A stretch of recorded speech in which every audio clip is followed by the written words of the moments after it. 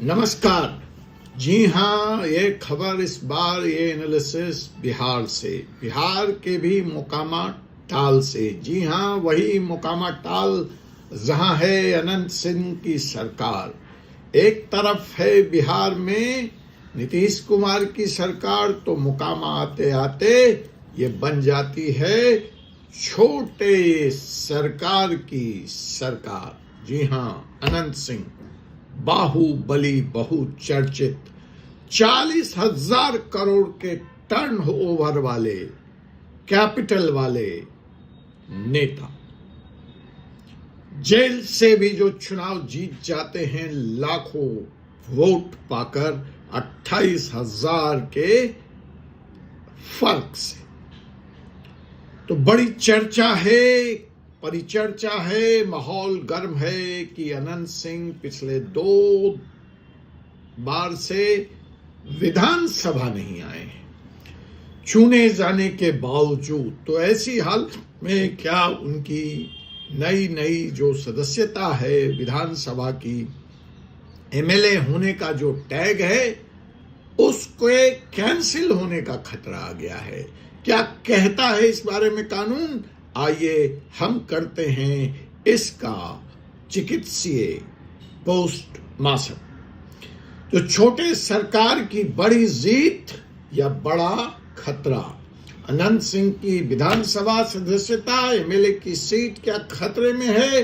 क्या एक बार फिर से उनकी पत्नी नीलम देवी को चुनाव लड़ना पड़ेगा? क्या मोकामा की सीट पे बाई इलेक्शन होने जा रहा है, उपचुनाव होने जा रहा है?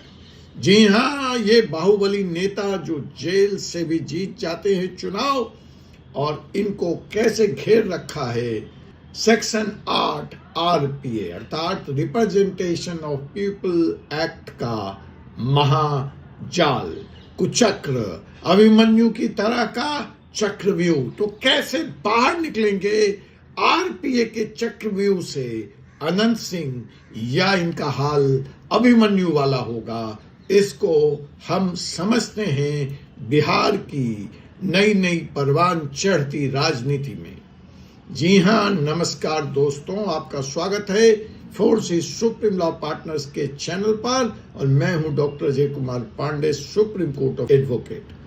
दोस्तों, बिहार की राजनीति में एक ऐसा नाम है अनंत सिंह जो हमेशा सुर्खियों में रहता है और शायद सबसे ज्यादा टीआरपी बटोरता है। जी हाँ, अनंत सिंह, जिन्हें छोटे सरकार के नाम से जाना जाता है, नवंबर 2025 में बिहार विधानसभा में जो चुनाव हुआ उसमें कुछ ऐसा हुआ कि पूरा देश चौंक गया। मोकामा सीट से अनंत सिंह जेल में बैठकर चुनाव जीत गए। कुल वोट लाए 51,416 वोट, और अपने निकटतम प्रतिद्वंदी बीना देवी को 28,206 वोटों से हराया। अब इस वीडियो में हम करेंगे चर्चा section 8 representation of people act की, और हम जानेंगे कि क्या यह एक्ट अनंत सिंह के विधानसभा सदस्यता के खत्म होने का कारण बनेगा। तो इस बात को जानने और समझने के लिए आप इस वीडियो को अंत तक जरूर देखिए, और अगर आप नए हैं तो चैनल को सब्सक्राइब करना मत भूलिए। तो चलिए हम कानून की बारीकियों पर आए, उनकी चर्चा करें। उसके पहले आपको जरा बता दें अनंत सिंह कौन है। वैसे तो वो किसी परिचय के मोहताज नहीं है। मैं जानता हूं मेरे दर्शक जो कम से कम बिहार और झारखंड और उत्तर प्रदेश से आते हैं, वो अनंत सिंह के बाहुबली शख्सियत से भली भांति परिचित हैं। फिर भी जो बिहार के बाहर से हैं और अनंत सिंह का नाम पहली बार सुन रहे हैं, उनकी जानकारी के लिए हम बता दें कि 65 वर्षीय अनंत सिंह बिहार के सबसे प्रभावशाली नेताओं में से एक हैं। उन्हें छोटे सरकार के नाम से जाना जाता है, क्योंकि कहा जाता है बिहार में नीतीश सरकार है लेकिन मोकामा में छोटे सरकार है। उनके बड़े भाई दिलीप सिंह जो कांग्रेस के विधायक हुआ करते थे, उन्हें बड़े सरकार के नाम से जाना जाता था। पॉलिटिकल जर्नी अगर हम अनंत सिंह की देखें तो यह 2005 से मोकामा सीट पर 5 बार विजयी होते हैं। 2005, 2010 और 10 दोनों बार यह जेडीयू, वर्तमान सत्ताधारी पार्टी जिसके मुखिया नीतीश कुमार हैं, उसकी टिकट पर चुनाव जीतते हैं।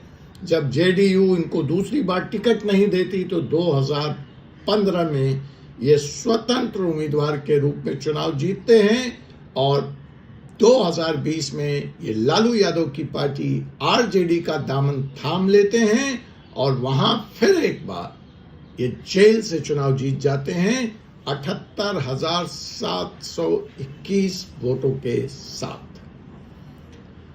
2025 में फिर इनकी वापसी जेडीयू में होती है और इस बार आपने देखा ही कि वह पुनः जेल से चुनाव जीत गए। हाँ, इनका क्रिमिनल बैकग्राउंड है जो इन्होंने अपने हलफनामे में बताया है, जो सार्वजनिक तौर पर जानकारी उपलब्ध है उसके अनुसार, और यहीं आकर इनका मामला हो जाता है संगीन। तो अनंत सिंह के खिलाफ फिलहाल 88 आपराधिक मामले दर्ज हैं। इन 28 मामलों में, सॉरी अगर मैंने 88 कहा, 28 मामले दर्ज हैं। इनमें शामिल हैं 7 हत्या के मामले, 11 हत्या के प्रयास के मामले, 4 अपहरण के मामले। उनकी 2020 की चुनावी हलफनामे के अनुसार उनकी संपत्ति 37.88 करोड़ रुपए, सॉरी टर्नओवर मैंने 40,000 करोड़ कहा है, लेकिन उनकी अपनी व्यक्तिगत संपत्ति 37.88 करोड़ रुपए है, अर्थात 40 करोड़। अब ऐसा नहीं है कि ये अयोग्यता की तलवार कोई नई है अनंत सिंह के केस में। वो पहले भी इसी कानून के तहत, आरपीएस सेक्शन 8 के तहत अयोग्य करार दिए गए थे। 2022 के उस महत्वपूर्ण मोड़ की तरफ हम वापस चलते हैं जब पहली बार अनंत सिंह को विधानसभा सदस्यता छोड़नी पड़ी थी, उन्हें अयोग्य करार दे दिया था। मामला क्या था? 2019 में आर्म्स एक्ट केस के तहत उनके घर पर एक रेड हुआ था। पुश्तैनी घर पर पटना पुलिस ने 2015 में छापा मारा था और उस छापे में पुलिस ने बरामद किया था AK-47 राइफल, कारतूस, बुलेट प्रूफ जैकेट और हैंड ग्रेनेड। उनके पटना स्थित माल रोड के आवास से इंसास राइफल भी बरामद हुई थी और यह मामला MP MLA कोर्ट पटना में चला, जहां अनंत सिंह को आर्म एक्ट के तहत दोषी करार दे दिया गया 2022 में और उनको सजा मिली पूरे 10 साल की। और जुलाई 2022 में UAPA उपा मामले में भी वो दोष सिद्ध हुए और डिस्क्वालिफिकेशन का आदेश उनके खिलाफ बिहार विधानसभा सचिवालय ने पारित किया, इसी section 8 people of representation act के तहत। परिणाम, मोकामा की सीट पर बाई इलेक्शन हुआ, वहां उनकी पत्नी नीलम देवी ने चुनाव लड़ा और वो आरजेडी की टिकट पर मोकामा चुनाव जीत गई। 2024 में जब नीतीश कुमार ने गठबंधन बदला तो नीलम देवी ने लालू यादव की जगह, राबड़ी देवी की जगह जेडीयू अर्थात नीतीश कुमार के साथ देने का फैसला किया और यह वह दौर था जब लगा कि अनंत सिंह की अनंत पारी, राजनीतिक पारी, राजनीतिक कैरियर पूर्ण विराम पर पहुंच चुका। लेकिन यहीं पर खेला होता है, यहीं जन्म लेती है एक नई कहानी। पटना हाई कोर्ट ने दोनों मामलों में अनंत सिंह को दोष मुक्त करार दे दिया और जैसे ही यह खेला हुआ, अनंत सिंह वापस राजनीति में आ गए। अब आता है कि अनंत सिंह पूरे पुरजोर तरीके से पटना हाई कोर्ट के फैसले के बाद राजनीति में वापस हो गए। लालू यादव ने तंज भी कसा कि जब हमारे साथ थे तो अनंत सिंह अपराधी थे, जब वो नीतीश के साथ गए हैं तो वो अपराधी नहीं रहे। खैर, ये राजनीतिक मामला है। आपका इंटरेस्ट अगर इस बात में होगा कि अनंत सिंह दोनों मामले में क्यों पटना हाई कोर्ट के द्वारा दोष सिद्धि साबित नहीं हुई, केस का क्या डिटेल्स था, तो आप बताइएगा कमेंट में, हम आपको बताएंगे, अगला वीडियो लेकर आएंगे। लेकिन फिलहाल हम चलते हैं मौजूदा विषय की तरफ, जो है 2025 का इलेक्शन और जेल से जीत और क्या उनकी सदस्यता पुनः खतरे में है। तो साहब, चुनाव से पहले अनंत सिंह गिरफ्तार हो गए। उनके ऊपर जन स्वराज पार्टी, वही पीके प्रशांत कुमार पांडे वाली पार्टी के समर्थक दुलार चंद के हत्या के मामले में आरोप लगा और वो गिरफ्तार किए गए। यह घटना पटना में प्रचार के दरमियान घटी थी। पुलिस के अनुसार यादव की मौत दिल और फेफड़ों के चोट से हुई, लेकिन चुनाव परिणाम में अंततः अनंत सिंह जेडीयू की टिकट पर 91,000 प्लस वोट लाकर आरजेडी के वीणा देवी को 28,000 से भी ज्यादा 29,000 के वोटों के भारी अंतर से हराया और विजय पातका फहराई। वर्तमान स्थिति क्या है? अनंत सिंह अभी भी जेल में हैं। एनडीए ने बिहार में 185 प्लस सीटें जीती हैं और मोकामा से अनंत सिंह चौथी बार विधायक बने। अब आरपीए क्या कहता है? सेक्शन 8। तो सेक्शन 8 के मुख्य रूप से 3 भाग हैं। भाग 1 स्पेसिफिक ऑफेंस, कि अगर विशिष्ट अपराधों में दोष सिद्धि होती है तो अयोग्यता हो जाती है। जैसे 153 सबसेक्शन ए सांप्रदायिक दंगा, जैसे सेक्शन 171E रिश्वतखोरी, धारा 376 रेप, बलात्कार and prevention of corruption act UAPA। अब जो इसमें डिस्क्वालिफिकेशन का पीरियड है अलग अलग अपराध के हिसाब से, वो हमारे आज के यहाँ का विषय नहीं है, लेकिन सेक्शन 83 जिसकी चर्चा हो रही है, जिसमें राहुल गांधी को भी डिस्क्वालीफाई किया गया था। तो साहब, अगर इस सेक्शन के अंदर कोई भी जनरल ऑफेंस है जिसमें 2 साल या 2 साल से अधिक की सजा हो, तो जिस दिन कोर्ट आपको एक्यूज डिक्लेयर कर देता है उसी तारीख से आपकी सदस्यता विधानसभा, लोकसभा, जहां के भी आप चुने हुए प्रतिनिधि हैं, खत्म हो जाती है और ये अयोग्यता जारी रहती है कुल सजा तक, जो भी आपको सजा हुई है, जितने साल की सजा हुई है। उसके बाद जब आप सजा काट के निकलते हैं तो उसके 6 साल बाद तक भी ये बैन आप पर बना रहता है। उसके बाद आप पुनः चुनाव लड़ सकते हैं। सेक्शन 84 भी था जिसको स्टक डाउन कर दिया गया है। इसमें पहले सिटिंग मेंबर्स को 3 महीने की मोहलत दी जाती थी, लेकिन अब ऐसी कोई मोहलत नहीं है। हाँ, यह जरूर है कि अगर आप बड़ी अदालत में जाते हैं और वहां से आपके सेंटेंस या कन्विक्शन पे स्टे लग जाता है, तो फैसला नहीं आने तक आपकी सदस्यता बरकरार रहती है। एक्विटल होने पे भी यह डिस्क्वालिफिकेशन हट जाता है। मियर अरेस्ट या चार्ज लगने से आप अयोग्य नहीं होते। तो फिलहाल अभी अनंत सिंह अरेस्ट है, जेल में है, चार्ज लगा है, दोष सिद्ध नहीं हुआ है। तो आप कहेंगे कि क्या मैं अनंत सिंह के केस में एक्विटल दे रहा हूं उनको योग्यता वाली पे? नहीं, इतना आसान भी नहीं है। अगर इतना आसान होता तो यह सवाल उठता ही क्यों? तो सवाल यह है कि अनंत सिंह वर्तमान इस केस की कानूनी स्थिति को देखते हुए अगर मैं कहूं तो वो सेफ हैं।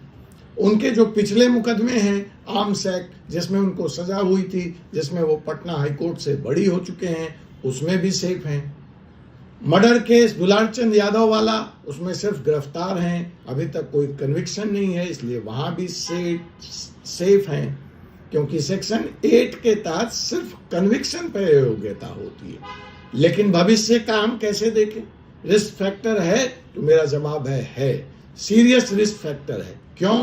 क्योंकि उनके ऊपर 7 मर्डर के दूसरे मामले चल रहे हैं। अगर उनमें से भी किसी एक में उनको 2 साल या 2 साल से अधिक की सजा हो जाती है तो वो आ गए समस्या में। 28 अन्य आपराधिक मामले लंबित हैं, उनमें से किसी में सजा हो जाती है 2 साल से अधिक, तो भी उनकी सदस्यता खतरे में पड़ जाएगी।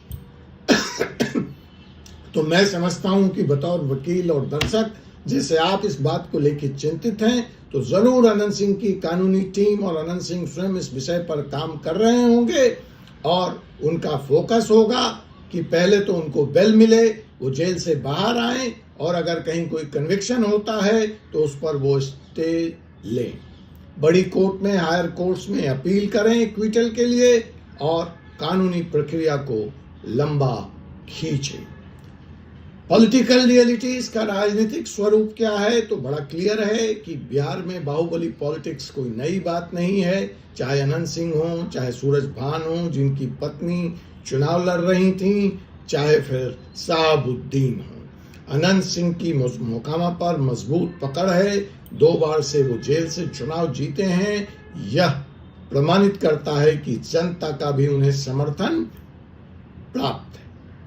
हो सकता है कि अनंत सिंह का केस भारतीय राजनीति के लिए अपराधीकरण का एक जीता जागता उदाहरण हो, लेकिन आरपीए सेक्शन 8 इफेक्टिव तभी होगा जब कोर्ट में ऐसे मामलों की, आपराधिक मामलों की त्वरित सुनवाई होगी, कन्विक्शन होगी और ऊपरी अदालतों से ऐसे आपराधिक लोगों को स्टे नहीं मिलेगा।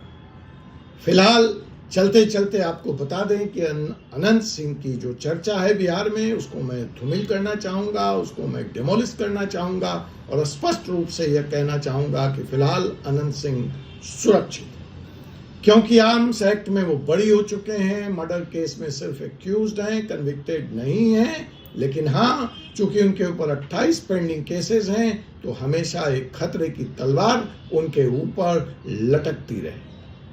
याद रखें, भारतीय कानून में इनोसेंट अंटिल प्रूवन गिल्टी का सिद्धांत है और जब तक कोई कन्विक्शन नहीं तब तक कोई अयोग्यता नहीं। अगर आपको यह एनालिसिस पसंद आया हो, लाइक करें, शेयर करें, सब्सक्राइब करें और बेल आइकन बटन दबाएं। और हाँ, अपने विचार जरूर कमेंट सेक्शन में बताएं कि क्या भारतीय राजनीति में अपराधीकरण रोकने में राजनीतिक पार्टियां, इलेक्शन कमीशन, सुप्रीम कोर्ट कोई भी सफल हो पाया है क्या? अगर नहीं तो इसका इलाज क्या है? मिलते हैं अगले वीडियो में एक नए लीगल एनालिसिस के साथ। जय हिंद, जय भारत, जय संविधान।